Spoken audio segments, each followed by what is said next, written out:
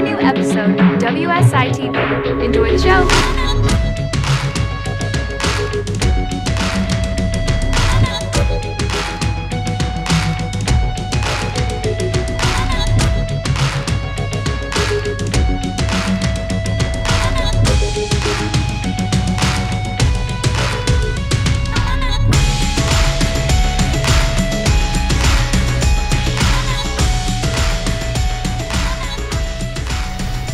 Hi guys, welcome back to another episode of Informer Spotlight. Today we're doing something a little bit special. Yes. But before we tell you about that, we have to remind you to go on to WSITV.com to sign up for free access to WSI Vault, and you'll get our free daily newsletters. Mm-hmm. So, Taylor, if you want to introduce what we're talking about today. Yes, so today we are very excited to introduce a brand new segment on our show. We are going to do a very specific kind of interview, I think, today, that we're going to go off-site. It's going to be really exciting. We're going to get to take you guys out into the world. We're going to go into Orlando and go meet with a local businessman. But today we're introducing a new segment, which, if you would like to show them, Leah, called Entrepreneur Extra. So today we're going to go meet with an attorney whose name is William Umansky. He has built his law firm up from the ground up, basically. He's literally the embodiment of a self-made success. So he's a business boss, literally in all sense of the term. Yes. We're going to go talk to him about how he's done that and how he thinks about success. He's authored 2 books on the subject, and so we're definitely going to go get some really good information for you guys about how you could even do something like this if you'd want, because you're seeing point B right now, but he's going to talk to us about point A and all the way through his entire journey, through his whole career, basically. Yeah, and like you said, he wrote 2 books, one of which is just straight up about success in any field. So it's a really, really great thing for us to share with you, and we're really excited to kind of pick his brain on what he has to offer. Hey, I'm Bill Umansky, the lawman. Today, I'm getting interviewed by WSI TV, that's Wall Street Informer. They're gonna ask me about my business, which is kind of interesting because I don't know anything about business. But what I do know is it takes hard work and grind to make money, support your family and your employees and everybody else that counts on you. Welcome back, guys. I'm here with Mr. Umansky. Can you tell me a little bit about yourself? Sure. I'm a lawyer in Central Florida. I'm a personal injury lawyer and I run a criminal defense firm. Got about 25 people in our firm and been practicing for about 29, 30 years. Awesome. So can you tell us a little bit about how you got here? That's a long story. You sure you want to hear? Yes, absolutely. All right. So I started, I was a prosecutor for about 3 years. I think everyone hated me because I was kind of an ass. And but I did a pretty good job and decided that I thought at the time I was a really good lawyer, that I could open up my firm and do personal injury, but I didn't know what I was doing. So I worked for a couple of personal injury firms and I kept running into the same thing, which was me. I was a real problem employee. So it was really hard to control me, and after moving around from law firm to law firm, several of them, I decided I had to open my own business. All right. And what was your first step in doing that?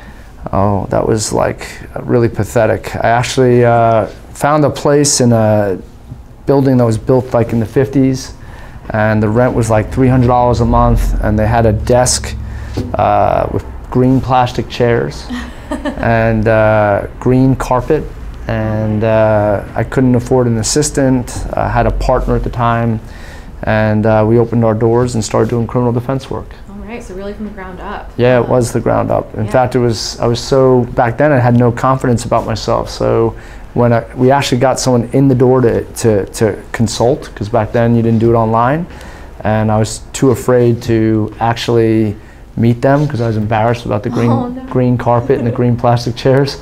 I'd have my partner do it, and the reason we're not together is my partner really didn't know how to close on people or sell. So my first lesson is like, if you want to eat and support your family, you better go in there and not really give a shit and not care. Green carpet, green chairs, doesn't matter. You got to meet the client and sign up the case and stuff. So. Absolutely. Yeah. So what was the most difficult part about that process and just being a business owner in general? The green carpet and the green chairs, being plastic and cheap, but in essence not having capital at the time. I had no capital and no experience running a business. I didn't have a business degree. I was a psychology major. So it was just kind of like, what do you do? I had no book. There wasn't that many books on how to run a law firm. Back then there was no coaching books, there were no coaches, there were no online formats where you can learn, there were no YouTube videos. You may have had a business book or two, but they really weren't geared for law firms, really. Yeah. So I didn't have any experience or knowledge or a database that I could rely on. Yeah, and you said that capital was a bit of an issue for you. So where did you find that capital? Was it just by building up customers? Yeah, so you know, prosecutors back then were making 20 grand a year, 22,000. I had over 110 or $120,000 in debt. I didn't want to take my wife's, who's a lawyer, her parents' money or my parents' money, so I didn't have access to capital. The only access I had was about 3 credit cards that had $3,000 limit on them, so I had access to about $9,000 of cash. Wow. Yeah. Yeah, so that was your starting place. That was my starting place, yeah. Yeah, was it hard to find the right places to put that money to the best use to make sure you were successful? You know, that's such a great question, and if I remember back 30 years ago, I think it was really hard. Like I had to decide between, do I hire an assistant? You know, if I have no work, why don't I have an assistant? But if I have no assistant and I gotta do the work myself and type up stuff, back then you had to type it on a typewriter, then eventually a computer, but basically bottom line was, what do I do? How am I gonna get business? And, but I couldn't afford an assistant. So do I spend the money on advertising? Well, $9,000, I still had to pay rent. I still had to pay the bills at the house. My wife was working at the time, but she was a public defender making $20,000 a year. So it was kind of $22,000 maybe. So what do you do with that $9,000? So we didn't know what to do. But we decided on one thing. Back then we used mail. It was direct mailers. It was about, I think, 19 cents to put a stamp on an envelope and get some cheap stationery, and we'd fill it out and we'd send it to people that were arrested. The investment may have been probably about $1,500 a month. Yeah, wow. And I remember landing my first case. It was about $1,500, and I was like, wow, that paid for my overhead. And then case 2, case 3, case 4. Now we do about 100 cases a month. But oh, wow. Yeah. Yeah, so do you wish that there was any particular advice that you had before you started? Yeah, I mean, I wish I had access to people that knew how to start it. I wish I didn't have an ego. I wish I had talked to people that had run a business before. I wish I had talked to other lawyers who started their own practice. I didn't want to do all that, so I was like stubborn and pig-headed. I'm like, I can do this, I know. But if I had obviously talked to people, and people that back then they didn't have personal life coaches, but if I talked to someone who'd been in the business, got mentorship, I probably would have made less mistakes. Absolutely, yeah. So I think that's good advice for anybody that's trying to get into any kind of business. Absolutely. I mean, one of the most important things is that you talk to a lot of people. You talk to your connections, your friends of friends, and you get as much information as you can out there to, you know, before you open your doors blindly. Absolutely. So what's your favorite or most effective marketing tool? Is it still the mailers, or has it updated since then? No, you know, we dropped the mailers, then we started the mailers again. Obviously, my favorite is probably social media. The most effective, though, is online. Okay. So online is obviously still the place to be, but it's going to die. And I think social media, and then eventually, you know, voice control and stuff like that. So do you have an Alexa in your house? I don't, but my family does. So. Why don't you have one? Because I'm a young, starting businesswoman, so. You still want someone to listen to all your conversations? Well, I don't have the overhead yet to pay for someone to listen to my conversations yet. But I don't have Alexa either. So, and I'm actually, it's a hard thing because it voice stuff. But I mean, my favorite thing is social media, though. Yeah, social media is great. I know that that's really starting to take over. Do you have a preferred platform? Instagram, Facebook? You know, so, you know, I'm 53, and so people would say naturally it would be Facebook, and but I like Instagram, I like Facebook. More importantly, though, I think, than any social media, though, is that gives you validation, I think, and people get to know you before they come in to meet with you, to sign up, but I think ultimately the most important thing is taking your existing client base and make them into huge fans of your practice. So, but social media is my most fun place because I like to be myself. I sometimes worry if that is going to turn off people, but I feel like there's plenty of people that be turned on. So, you know, I was going to curse, but screw the people that aren't. So that way I get clients that are kind of like, I like that guy, I can hire him in his firm, and I trust him. All right. And do you think that having a specific personality gets you customers, or gets you the customer base that you want? Do you think that's an important part about running a business? Yeah, you know, I think every business is different, but with law, it's so personal. So just like financial planners, you want to have a level of trust, I think. It's one of those things when you start doing social media, if you're not comfortable being yourself, you act like someone else. So if you look at old YouTube videos of myself, I was always the same person. I was crazy and out there and out of control, but it didn't look that way. I had a tie, button down, I'd stare at the camera, and I was staring at you, and I wouldn't smile because I didn't know how to smile. I was afraid of my teeth. I was afraid of offending anyone. The reality is, you get clients that way, but the clients that love you are the clients that see through your personality, and they're like, I like that person, I want to buy from that person, I want that person to represent me. Awesome. So it's just better to be authentic and be yourself, and I think a lot of business owners are figuring that out. Yeah, I think that's great advice. Yeah. All right, I'm actually going to hand it over to Taylor now, and I'm going to let her ask you some more questions about the key to starting a successful business. Sure. All right, thank you, Leah. So yes, we're going to pick up back again, and we do have some questions for you about your books. Sure. You are a published author in several occasions. Is there a favorite book that you have, something that really like directed your career, or one that you yeah, none of the books directed my career, but I just recently wrote a book with 4 other lawyers around the country that have their own very successful 7-figure practices, and it's called Tiger Tactics. Mm-hmm. And it's all about being hungry, and that's hard in this kind of age because we have a different age group, and I love millennials, but I feel like if I could make a lot of money in 4 hours, I would. Mm-hmm. My son works on Wall Street though, and they tell him there, you're not going to be working 4 hours making a lot of money. So this book is all about having the fire in your belly to kind of open your practice, launch it, and what you're going to do to work smart, not harder, but still you're going to have to put in those hours to make a foundation in business in order to make money to support you and your family. Yeah, obviously, so, of course. Yep. Yeah. So, our viewers are very focused on that whether it's your first try or 100th try, you do have to get back up and try again. We talk a lot about investing, we talk a lot about money, but it's not always about money. With your business, obviously, I'm sure you've had some setbacks in the past. Was there one that you thought you couldn't go forward from? Well, you know, it's funny. I think what you're really saying is being resilient as a business owner. Like Abe Lincoln failed a lot of times, and he ended up becoming president. So, you know, I think the reality is like investment business, same thing. You're going to invest in stocks, and you got to have the, you know what, to keep going. You got to be able to, like, I lost on that deal, and I got to go again. You know, people are not into sports as much as they used to be anymore, but sports is a great analogy because a quarterback will get up there and get sacked, you know, and you don't have any memory. You can't remember the failure. You can't dwell on the failure. You just got to get up and go.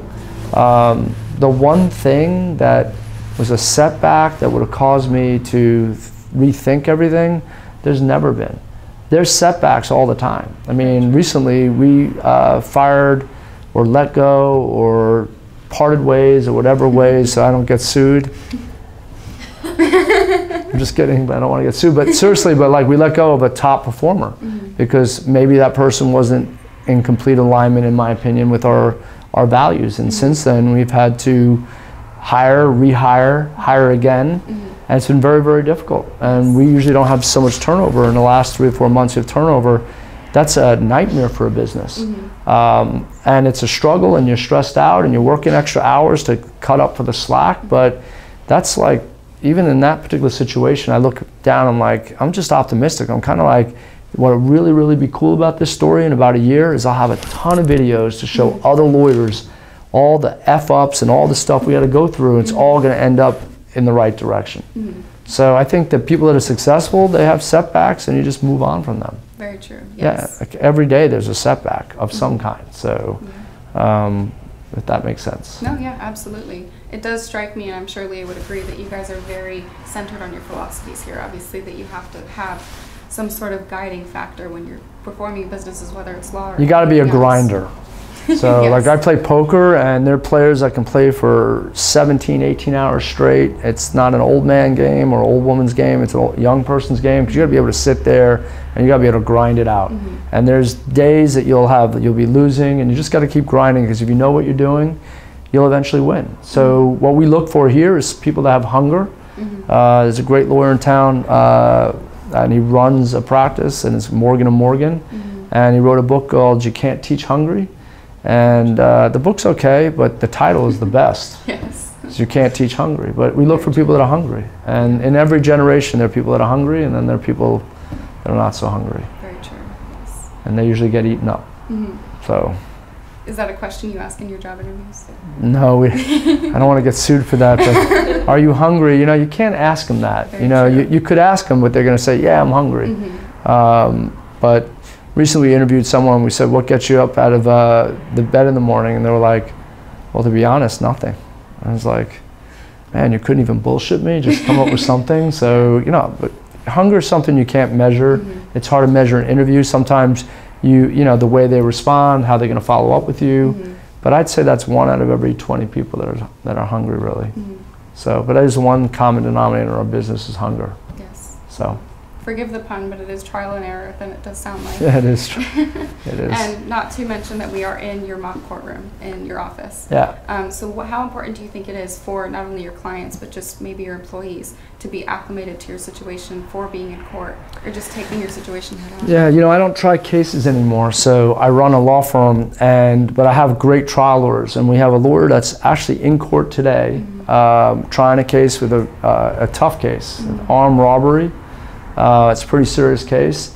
If we use the courtroom, if a client's going to testify, you know, most people don't like lawyers. I don't like lawyers. And, you know, your dad's a lawyer, right? So, you know, the prosecutor's a lawyer, or the defense lawyer, if you have a personal injury case, you know, they're lawyers. So you're a human being. You need to get up on the stand here, wherever the stand is, and you're able to practice. That is gold. Yes. And we've had a lot of clients who have been able to get up there and testify, and we've ripped them apart, we've broken them down, and then they get into the courtroom and they're not uncomfortable.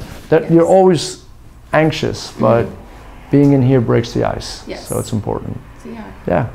For sure. So it does sound like practice with anything. Yeah, and you need to get comfortable with yeah, absolutely. And this is not it's not a beautiful courtroom. We keep it that way on purpose. It's not about our ego. It's more about a working courtroom. So this is a working courtroom. It's just very, very fundamental. You have the thing behind us, the podium, the judicial bench, and you have the podium there, witness stand, and you know, basically you're practicing. And we don't, you know, it's not about showing off to a client saying, oh, we're great lawyers. It's more about the client. Like, you're going to get in here and you're going to work if you want a trial. For sure. A client who's facing prison, or a client who wants money for their injury claims, they too have to be hungry if they either want to get off of what they've been accused of, or if they want a jury to award them money. You've got to be able to practice. You've got to be able to work your case. So what we like is clients that are willing to work as hard as we do. Well, with any business, obviously, you do have to have someone on the receiving end. You, like you mentioned earlier, have people coming back to you. Yep. The people that, whether it's buying into your brand, if you'll take it that way, or just people that support you as a business owner, someone that's successful. Yep. So yeah, it sounds like that's a very important part of what you do here. Sure. You know, like investment, you know, we get hit up by financial planners all the time, and some of them may be brilliant, but how hard are they going to work for you? If they're going to work hard and they're going to make your money work for you, then that's the person I want, you know. So it's just like everything else. Lawyers can be lazy, financial planners can be lazy, teachers can be lazy. So, you know, you've got to be able to project that you're gonna really, really run the grind, you're gonna run the race, you're gonna work really hard, and your clients hopefully are gonna be the same way. Because if they're not, you know, they're gonna get worse results, and then they're gonna blame you as the lawyer, or you as the investment planner, but really, or you as the teacher, when they weren't willing to put in the work themselves also. For sure. So it's a two-way street too. Yep. And you did mention something I do want to point out. You did say making your money work for you, and that is something we do say a lot here on WSI TV. Lee and I did mention in one of the books that we offered you guys called Rich Dad, Poor Dad.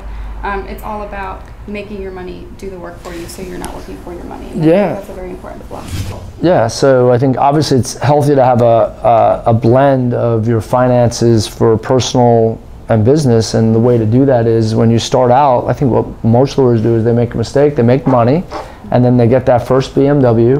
And I get texts from all my ex-employees and all my friends that are lawyers like, look at my car.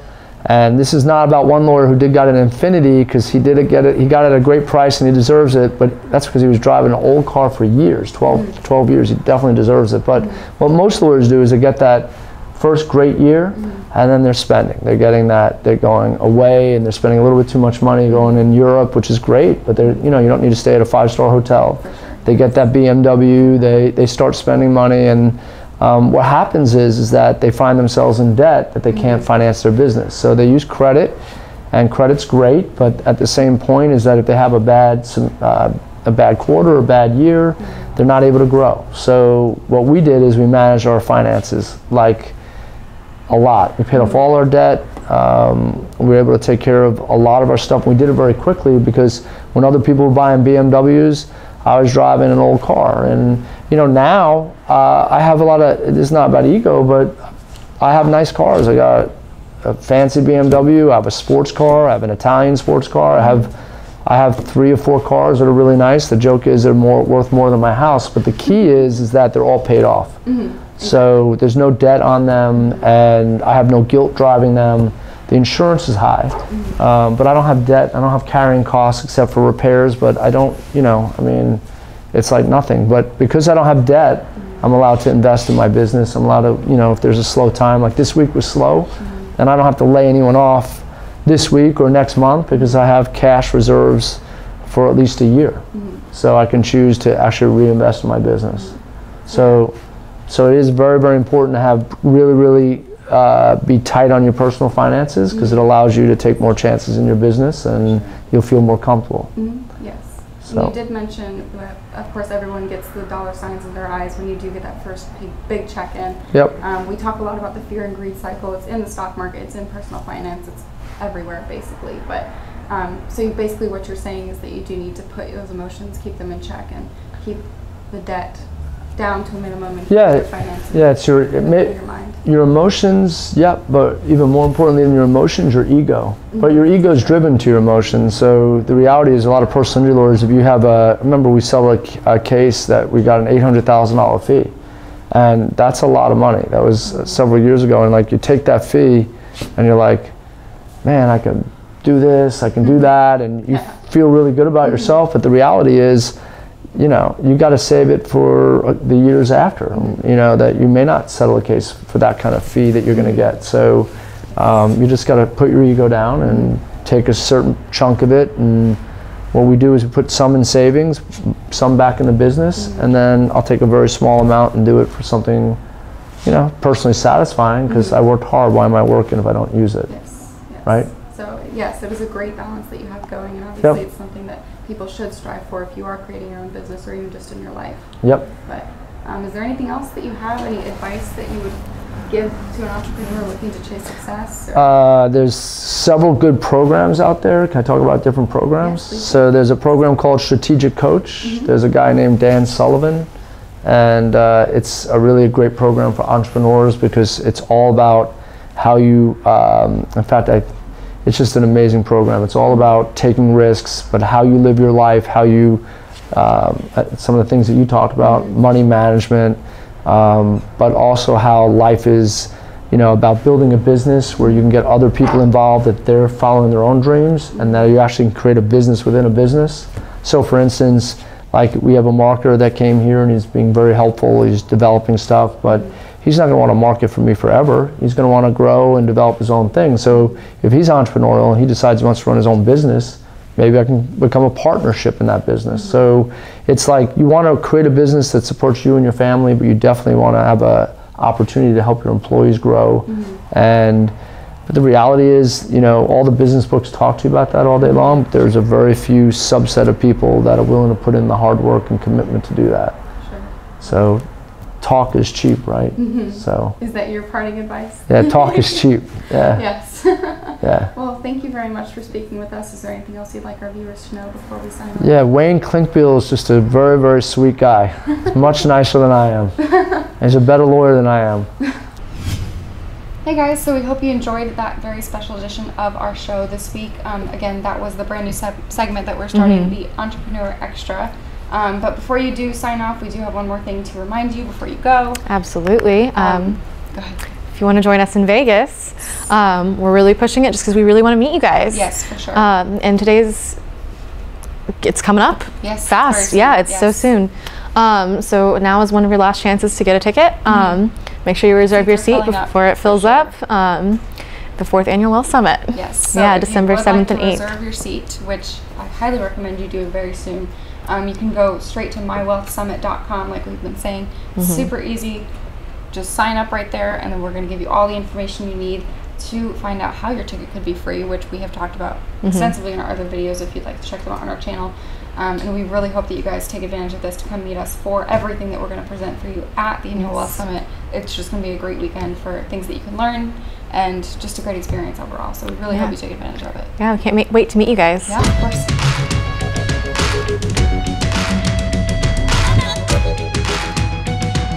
Thanks for watching the latest episode of WSI TV. Be sure to visit WSITV.com where you can subscribe for free with no contract and gain instant access to the secrets of self-made millionaires via the WSI TV Vault. So go ahead and claim this gift for free now at WSITV.com.